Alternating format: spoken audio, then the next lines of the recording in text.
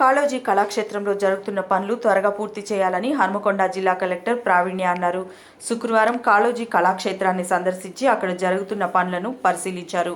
ఈ సందర్భంగా కలెక్టర్ మాట్లాడుతూ అసంపూర్తిగా ఉన్న పనులను త్వరగా పూర్తి చేయాలని అధికారులను ఆదేశించారు. కలెక్టర్ కళాక్షేత్రాన్ని మొత్తం తిరిగి ఎక్కడ ఏ పనులు పెండింగ్లో ఉన్నాయో పరిశీలించి తక్షణమే పూర్తి చేయాలని అన్నారు. ఈ కార్యక్రమంలో జీడబ్ల్యూఎంసీ కమిషనర్ అశ్విని తానాజీ వాకడే, హన్మకొండ జిల్లా అదనపు కలెక్టర్ రాధికా గుప్తా అధికారులు పాల్గొన్నారు.